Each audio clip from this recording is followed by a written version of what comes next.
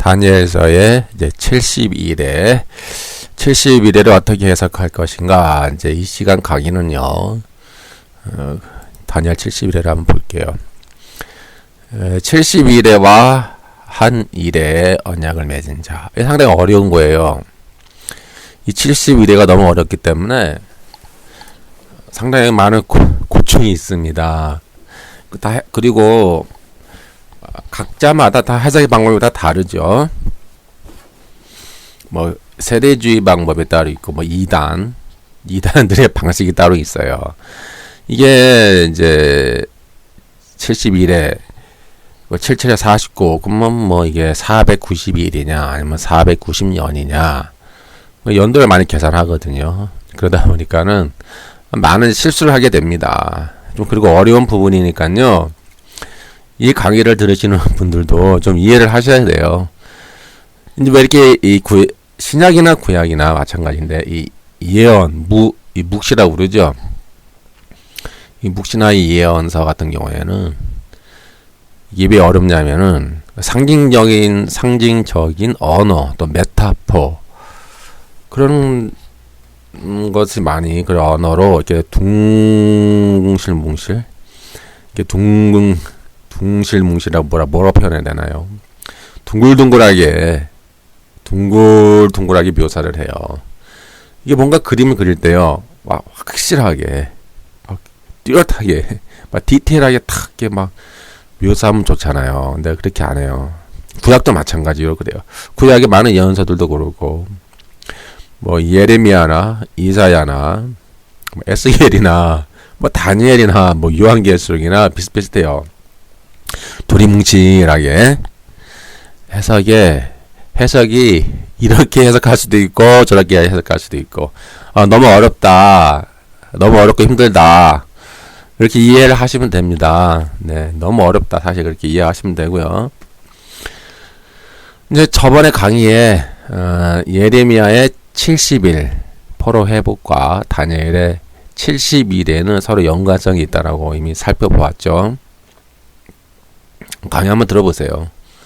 해보았고, 70일의 기간이 71회인데 70일에 뭐 71회가 기간이 뭐 어디서부터 어디까지냐. 이제 저번 강의에서 이미 시작점은 BC 538년이다. 고레스 왕의 칙령 때, 칙령 때 바나와 슈부를 칙령을 발표한 왕 고레스 왕이다, 이렇게 이미 저번 강의에 이미 확실하게 했고요. 이제 끝나는 점이 어디까지냐가 이제 중요한 거잖아요. 시작점을 알았는데 끝나는 점이 어디냐 보니까 다니엘 9장 24절, 내 백성과 내 거룩한 성을 위하여 71회를 기한으로 정하였나니 허물이 그치며 죄가 끝나며 죄악이 용서되며 영원한 의가 드러나며 환상과 예언이 응하며, 요것도 응하며라는 것도 해서 해석을 다시 할게요. 두 가지 해석이 나오거든요. 또 지극히 거룩한 이가 기름 부음을 받으리라. 이것이 끝나는 점이에요. 그러니까 시작점은 BC 538년이고 끝나는 점은 허물이 그친다, 죄가 끝난다, 죄악이 용서된다, 영원한 의가 드러난다, 환상과 예언이, 핫함이거든요. 히브리어 핫함. 핫함의 뜻은 응한다라는 말도 있는 것 같은데, 또 봉인하다, seal up, to seal up, 이렇게 봉인하다라는 뜻이 있어요. 다시 해석하면은 환상과 예언이 봉인되었다, 그렇게 해석할 수도 있어요. 그리고 거룩하신 이가 기름 부음을 받으리라. 그래서 이게 봉인하다는 말이 한편으로는 맞기도 해요. 왜냐하면 요한계시록 5장 5절에 가면 그 봉인된 것을 유대지파의 다윗의 사자의 뿌리이신 어린 양이신 주님께서 여섯 개 인을 해제하잖아요. 인을 해제해요. 그러니까 이 봉인된 것을 이제 다니엘서는 이렇게 해석하시면 돼요. 다니엘서는 결국 봉인된 데까지 딱 다니엘은 봉인된 거, 환상과 예언이 이제 봉인된 것까지 얘기하는 거예요. 그리고 요한계시록 5장 5절에 가면은 여섯째 인, 또 여섯째 나팔, 또 여섯째 대접의 심판이 있잖아요. 그걸 통해서 인이 풀리는 작업을 이제 인이 봉인되었던 인이 이제 하나씩 풀리잖아요. 근데 그렇게 이어져요. 그런 면에서는. 그렇기 때문에 여기서 환상과 예언이 응한다라고 하는 거 히브리어 핫함을 봉인하다라고 보는 것도 맞긴 맞아요. 그러니까 응하다, 봉인하다 약간은 다른데 하여튼 핫함의 뜻은 그런 여러 가지 뜻이 있다라고 이렇게 보시면 되고요. 그러면 이렇게 이제 그러면 주로 이게 과거로 해석하는 분들이 많아요. 이제 70일에는 과거로 끝났다. 그래서 주로 이제 신구약 중간기 때 그 70일에 끝났다라고 해석하는 분들이 많아요. 그리고 그 안티오쿠스 에피파네스 때 이미 다 성취되었다. 그 70일에가 다 끝났다. 그리고 그 기름 부은 자, 거룩한 이가 기름 부음을 받으라고 나와 있잖아요. 근데 이것이 거룩한 이가 과연 누구냐? 왕이냐, 그리스도냐, 메시아냐, 아니면 그냥 인간 왕이냐라고 볼 때, 이 과거적으로 해석하는 분은 이 기름 부음을 주로 인간 왕으로 봐요. 그래서 뭐 예를 들면 안티오쿠스 에피파네스나 아니면 뭐 로마의 옥타비아누스, 가이사 아우구스투스죠. 그때 이미 다 성취되었다. 뭐 그렇게 해석하는 분도 있고. 또 이제 이 거룩하신 이가 메시아다. 보통은 이제 메시아로 해석하는 분들이 많죠. 근데 통상적으로 그런 비율이 많아요. 메시아다. 그렇기 때문에 주의 재림까지 가는 것이다. 70일에는 끝은 결국 주님의 재림까지 간다. 이제 그렇게 보통 통상적으로 그렇게 많이 보고 있죠. 예. 그리고 이제 또 중요한 관점이 이거예요. 한 일에 언약을 맺은 자가 과연 누군가? 적그리스도인가 아니면 메시아인가? 그런 관점. 통상적인 이제 세대주의적 관점은 이제 적그리스도가 7년이라고 해석을 하죠. 7년 언약을 맺기 때문에 이것을 뭐 7년 대환란이라고 항상 얘기를 해요. 그래서 7년 대환란 또 뭐 7년 언약. 적그리스도가 7년의 절반인 3년 반 때의 언약을 깼다. 이제 그렇게 해석을 많이 하죠. 또 다른 해석 방법은 메시아다. 그 자는 이제 적그리스도가 아니라 메시아다. 이렇게 보는 관점이 있어요. 그리고 이제 이 77에 49, 71회가 490인데 이게 491이냐 아니면 492년이냐 이게 이제 그것이 중요한 관점인데 이 많은 사람들이 이 상징적인 것을 싫어하잖아요. 이 상징적 해석하면 막 히스테리에 걸리는 분들이 많이 있어요. 이 과거적으로 해석하는 분이나 세대주의자들은 상징하면 막 히스테리를 부리거든요. 근데 성경에 보면 또 상징적인 것도 많아요. 보면은 예를 들어서 뭐 요한계시록에 보니까 너희가 10일 동안 환난을 받으리라 라는 10일이 나오잖아요. 그런 분들도 있고 예수님은 뭐 일곱 영이 나오고 뭐 일곱 눈, 뭐 일곱 사자 뭐 그렇게 나오고 뭐 뭐 3에 대한 숫자, 뭐 6에 대한 숫자, 12, 12에 대한 숫자 등등 좀 상징적인 어떤 그런 숫자들도 많이 있거든요. 그래서 우리가 문자적으로 해석만 해서는 다 안 되고 이 상징을 싫어하는 분들이 많잖아요. 특히 세대주의자들. 근데 이거 상징성도 우리가 그렇게 받아들일 부분도 있어요. 있기는. 근데 이 71회가 1도 아니고 연도 아니에요. 사실. 그냥 71회예요. 그냥. 71회인데 이거 1도 아니고 연도 아니고 왜냐면 어떤 분은 491일이다 라고 해석하는 분도 있어요. 그래서 이미 다니엘 시대 다 끝났다. 490일밖에 490일 안에 다 성취되었다. 그렇게 해석하는 분도 있어요. 또 어떤 분은 연으로 계산하는 분도 있잖아. 연. 근데 연으로 계산하면은 이게 또 이 소고를 쓰면은 소고 이 아다리가 딱딱 안 맞아요. 아다리가. 왜냐면 BC 538년부터 이제 490년을 계산하잖아요. 이 이게 딱딱이 연도가 잘 안 맞아요. 그러니까 이게 연으로 해석할 것도 아니란 말이에요. 그냥 2래요, 2래. 77에 49, 그냥 490이라고 하는 어떤 종말의 숫자죠. 그러니까 주님이 재림할 때까지 어떤 종말적인 어떤 완성의 숫자를 의미하는 것이지, 이게 날짜, 데이도 아니고 이어도 아니라는 말이에요. 그래서 그러니까 이어에, 그 이어에 그 집착하는 이단들은, 성전 건축이 BC 457년에 됐다. 아니면 뭐 BC 444년에 됐다. 그래서 거기다 끼워 맞추잖아요. 끼워 맞춰가지고 예수님이 돌아가신 날을 끼워 맞춘다고 숫자를 막 끼워 맞추고 그렇게 하거든요. 어려워요. 어렵다고. 끼워 맞춰도 이렇게 완전히 그렇게 막 아다리가 딱딱 맞게 안 맞는단 말이에요. 그러니까 그런 점을 좀 이게 좀 묵시 아니면 예언서라 그런가 어렵다. 이렇게 하다 보면은 계산이 이렇게 뭐 생각하는 것만큼 딱딱 맞지 않는다. 이렇게 이제 여러분들이 이해를 하시면 돼요. 이제 다니엘 9장 26절, 이제 25절부터 쭉 보면은요. 62일에, 그러니까 62일에 후에 그리스도께서 공생의 사역을 마치고 십자가에서 이제 죽으실 것을 예견하죠. 그런데 그 기름 부은 자가 끊어진 것은 그 히브리어로 카라트입니다. 카라트. 근데 이 카라트가 끊어진다, 뭐 죽는다는 뜻도 있고 언약을 맺는다는 뜻도 있어요.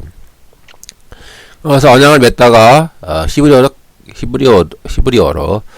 카라트 베리트죠. 카라트 베리트인데 그 26절에 기름 부음을 받은 자 마시아흐가 이카레트 한다라고 돼 있어요. 이카레트. 원형은 카라트죠. 이거 언약적 의미도 있는 거예요. 묘하죠, 기분이. 뭐 이제 끌어진다는 것도 있고 언약적 의미도 당연히다. 이렇게 보시면 되고요. 우선 기름 부은 자는 누구인가? 인간의 왕인가? 이제 과거로 해석하는 분들은 뭐 고레스가 기름 부음 받은 자 아니냐? 마찬가지로 인간의 왕이다. 그래서 이미 뭐 안티오쿠스 에피파네스나 아니면 로마 황제 뭐 옥타비아누스가 뭐 기름 부은 자였다. 그래서 과거에 다 끝났다. 이제 그렇게 보는 사람도 있습니다. 근데 우리 이제 통상적으로 이 기름 부음 받은 자는 이제 메시아 그리스도다라고 보죠. 주님이 이제 마가의 다락방에서 내 몸과 내 살을 마시라. 이것은 죄 사함을 얻게 하려고 많은 사람을 위하여 흘리는 바 나의 피 곧 언약의 피니라. 이렇게 이제 말씀하셨어요. 마태복음 26장 28절. 라고 이미 언약을 맺었잖아요, 주님이. 그래서 이제 십자가의 죽으심으로 토탈 69일에 69일에가 모두 맞춰지죠. 토탈. 25절부터 26장을 읽어볼게요. 그러므로 너는 깨달아 알지니라. 예루살렘을 중건하라는 영이 날 때부터 기름 부음을 받은 자 마시아흐죠. 마시아흐 곧 왕이 일어나기까지. 왕은 또 히브리어로 나기드입니다. 나기드. 그러니까 마시아흐 나기드가 일어난다는 거죠. 7일에와 62일에가 지날 것이요. 그 곤란한 동안에 성이 중건되어 광장과 거리가 세워질 것이며 62일 후에 기름 부음 받은 자 마시아흐가 끊어져 카라트 끊어져 에카레트 이렇게 나오죠. 니팔 미완료인데 언약의 의미도 있어요. 장차, 이게 장차가 문제가 많아요. 개혁성경 해석을 좀 잘못했거든요. 장차 한 왕의 백성이 와서. 여기도 왕이 나기드예요. 그러니까 나기드가 지금 두 군데 쓰였습니다. 히브리어로 보면은 마시아흐 나기드가 하나 있고 인간의 나기드의 백성이 와서 그 성읍과 성소를 무너뜨리려니와 그의 마지막은 홍수에 휩쓸림 같을 것이며 또 끝까지 전쟁이 있으리니 황폐할 것이 작정 되었느니라 이렇게 나오죠.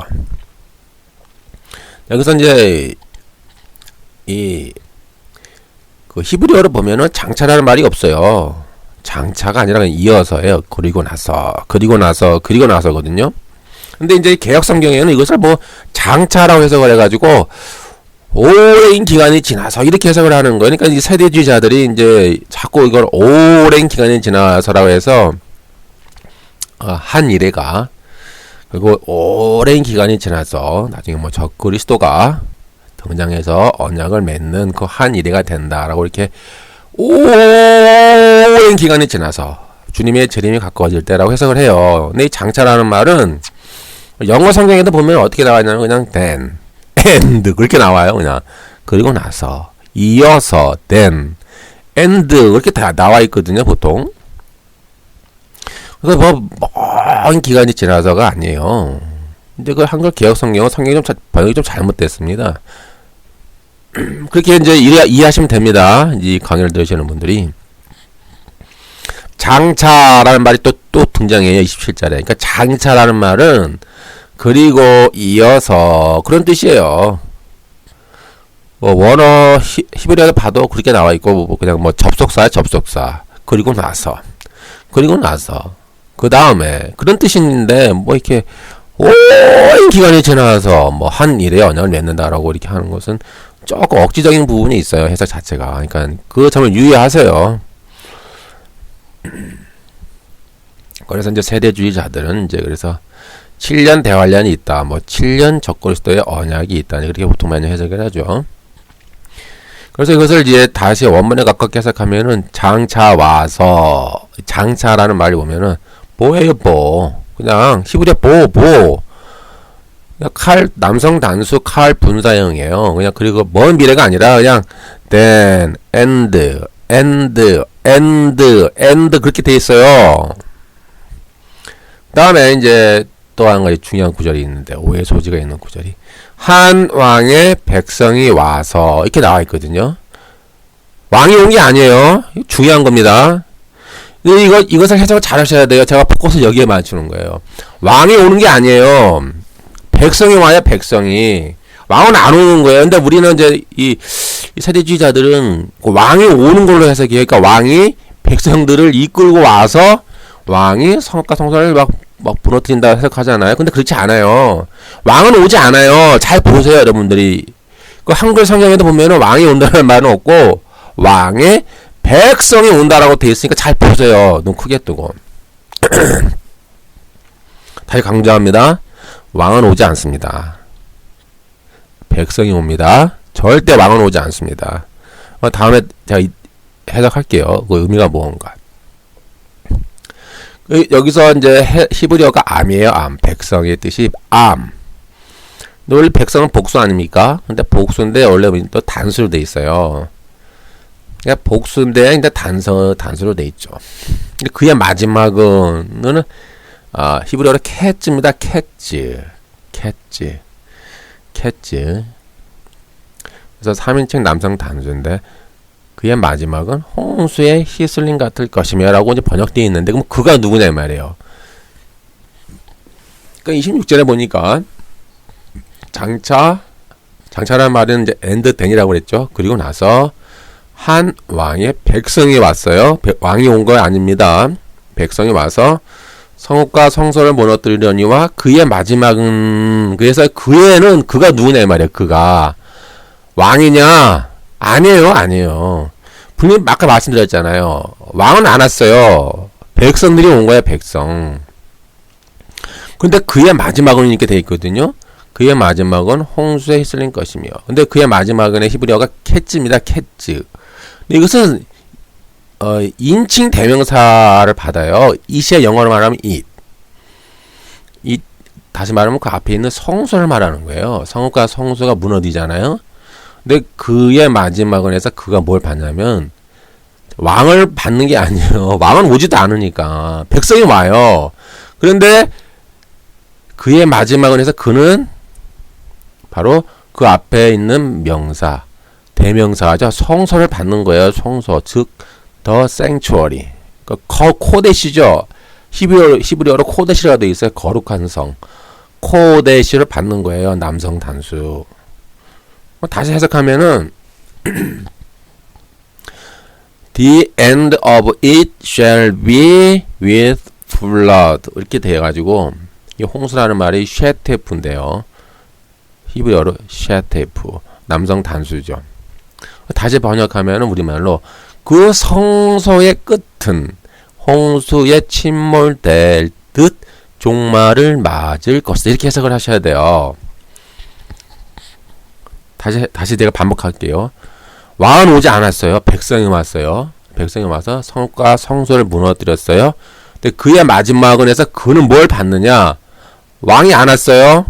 왕하고 관계가 없어요. 그리고 그의 것은 대명사를 받아요. 그 대명사를 받더니 그 앞에 있는 성소를 의미하는 거야. 성소. 코데시.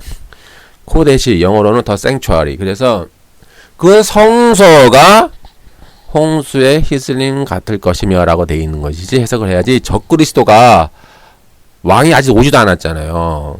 왕은 오지도 않았어요. 백성이 왔지. 그 왕이 홍수의 그러니까 왕 즉 이제 적그리스도인 그 왕이 홍수의 히슬림 같을 것이며 라고 해석하는 게 아니죠. 혼동되시나요? 아니 이해가 잘 되셨나요?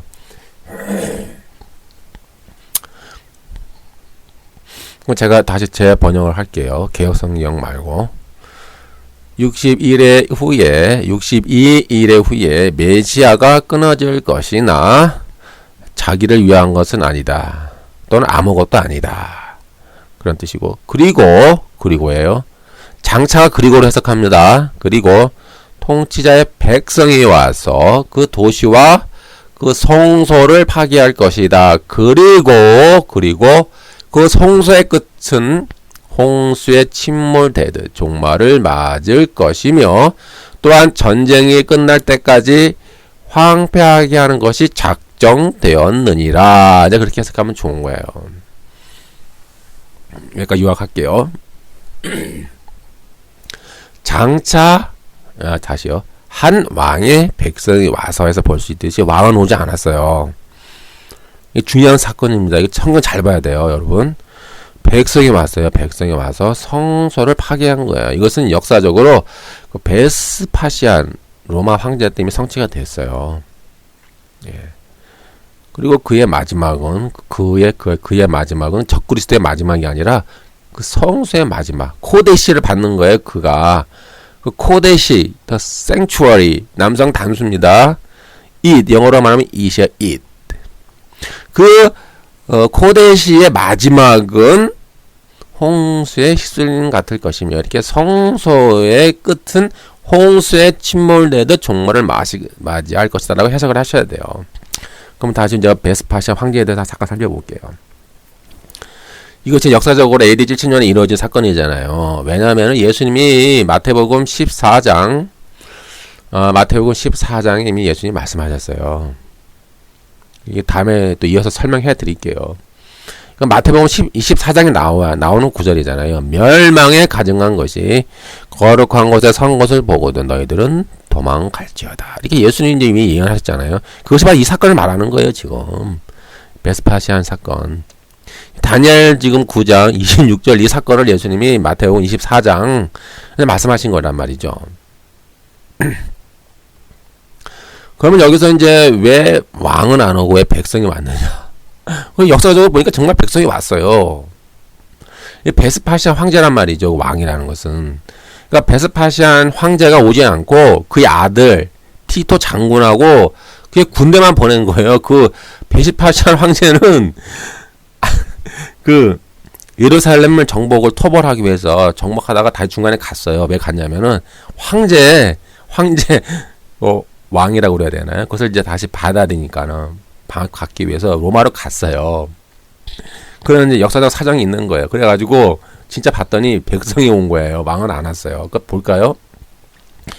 그 로마 총독이 이제 보통 이제 로마 제국이 총독을 파견해서 유대 지역을 통치를 많이 했죠. 잘 아시다시피요. 근데 유대인들과 총독 사이에는 많은 충돌이 있었어요. 예수님 당대에도 있었고 또 예수님이 돌아가신 이후에도 그 수많은 그 로마 주둔군과 유대인들 사이에 많은 전쟁이 있었어요. 그 이후에도 보면은. 근데 이런 와중에 이제 유대인들이 대한 유대인들이 그 로마 통치자들에 대한 불만과 적대 감정이 누적되었고 과격한 반 로마 운동이 많이 일어났어요. 그 이후에도 그렇게 아시면 됩니다. 즉 사도행전 이후에 또 예수님이 죽으신 이후에 AD 70년까지 주로 이제 60년 AD 60년 64년 특히 66년경 그때 가면 그러니까 AD 66년경에 가면은요, 그 반 로마 운동이 유대 안에서 많이 일어났어요. 수많은 폭동이, 그러니까 쉽게 얘기해 정치적 폭동이 많이 일어난 거예요. 여러분 잘 아시다시피 뭐 열심 당원 있지 않습니까? 그들은 이제 그 당검을 몸에 품고 다니면서 로마 제국에 협력하는 유대인들을 막 죽였대요, 길에서. 길에 가다가, 저 새끼 로마 제국 앞잡이네, 그럼 팍팍 칼로 쑤셔 죽이는 거예요. 그래서 이들을 뭐라고 하냐면 단검 자객단, 그렇게 아주 쌀발했답니다. 쌀발했고요. 하여튼 그 반 로마 폭동들이 많이 일어났어요. 특히 이제 AD 66년경에 그래서 플로루스라고 하는 이제 로마 총독이 새로 부임을 했답니다. 유대에. 근데 그는 어리석게도 그 예루살렘 성전에 어떤 금고가 있는데 그 금고에 있는 돈을 빼앗으려고 했대요. 현재 사정을 잘 모르는 어리석은 통치자죠. 쉽게 얘기하면. 이제 그의 구실은 물론 이제 공용으로 쓰겠다. 내 사적 용도가 아니다라고 물론 핑계 댔겠지만 이것이 그렇지 않아도 지금 심기가 불편한데 유대인들이 분노를 산 거예요. 그래서 이제 유대인의 더 이제 그 폭동이 이제 크게 일어난 겁니다. 예루살렘에서. 그래서 로마 제국 통치자들에 대한 항거 운동이 일어났어요. 그래서 이런 유대인들의 항거는 대규모 반란으로 확산되었고 이것이 1차 유대인 반란이라고 합니다. 즉 AD 66년경에 1차 유대인 반란이 일어난 거예요. 근데 이렇게 이제 유대인 반란이 일어나니까는 AD 67년에 그 네로 황제 있잖아요. 유명한 황제. 네로 황제 잘 아시잖아요. 미친놈 황제라고 하는. 기독교 박해가 가장 심한 건 아니죠. 그 이후에도 많이 있었으니까. 기독교 박해를 많이 했던 그 네로 황제. 네로 황제가 베스파시안 장군이었어요. 이 당시는. 베스파시안 장군을 폭동을 진압하라라고 이제 유대 땅으로 보내요.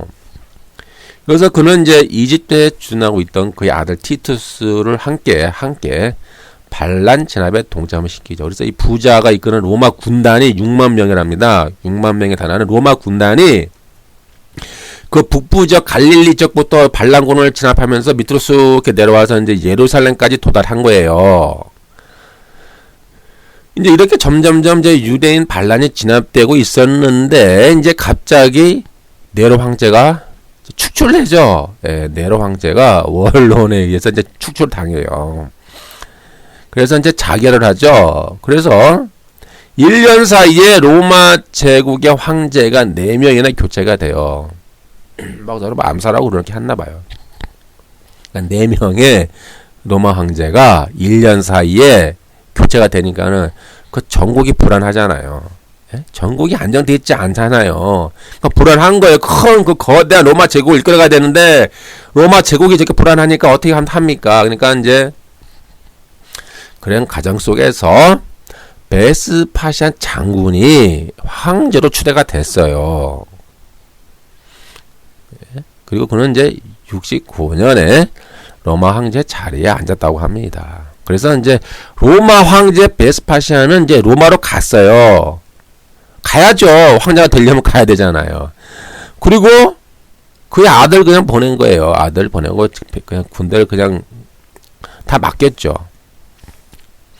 당시 티투스라고 그러는데 그의 아들 티투스가 이제 29살이라고 합니다. 29살인데 이제 잘 싸웠다고 그래요. 그리고 이제 역사 기록을 보니까는 예루살렘을 포위했어요. 티투스가. 그리고 예루살렘을 조망할 수 있는 높은 그 스코푸스 산이라고 하나요? 그럼 스코푸스 산과 갈람산에 이제 주력 부대를 배치하고 예루살렘 공격을 개시했는데요. 이제 이런 작전이 5개월 정도 지났는데 이제 예루살렘 성벽이 무너지기 시작했어요. 그리고 이제 로마 군대가 밀물처럼 성 안으로 이제 들이닥쳤죠. 그래서 그 저항하던 유대인 반란군은 이제 투항을 하기를 거부했고 끝까지 한 거 했죠. 그래서 한 100만 명, 뭐 110만 명, 뭐 100만 명 이상이 죽었다고 그래요. 그 역사 기록은 많이 있으니까 보시면은 뭐 상당히 비참했다고 그러죠. 로마 군사들은 성전에 이제 횃불을 던지기 시작했고 그 횃불이 성전의 화염에 휩싸였다고 그래요. 그래서 뭐 여러 가지 설이 많이 있잖아요. 역사 기록에 보니까는 뭐 금이 녹아서 돌 사이사이에 금이 뭐 박혔다. 그 정도로 화재가 심각했다라고 하기도 하고요. 근데 보니까 원래 그 티투스 장군은 성전을 파괴하려고까지는 안 했다고 그래요. 원래 보니까 요세푸스에 의하면은 원래 성전 파괴까지는 하지 않으려고 했는데 그 반란군을 진압한 티투스 장군이 이제 예루살렘 성전에 올라가 폐허한 모습을 보고 이제 눈물을 흘렸다고 그래요. 근데 이게 그 분노한 로마 군인들이 막 들어가서 그냥 막 불지르고 그렇게 했다고 그러는 거예요. 근데 원래 티투스 장군은 그렇게 의도는 하지 않았다. 근데 그 군대가 너무 분노해서 성 안으로 들어가서 온갖 악행을 자행했다. 그게 이제 기록이 되고 있습니다. 여기까지가 일단 하고요. 여기까지가 이제 주로 베스파시안 황제에 대해서 제가 말했고요. 이 베스파시안 황제에 의해서 바로 그 왕이 그 나기드, 시베리아 나기드가 바로 베스파시안 황제입니다. 그리고 왕은 오지 않았어요. 백성이 온 거예요.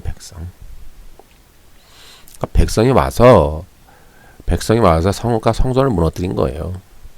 그리고 그 성수의 마지막은 홍수의 휘슬림과 같을 것이며 이렇게 되어 있습니다.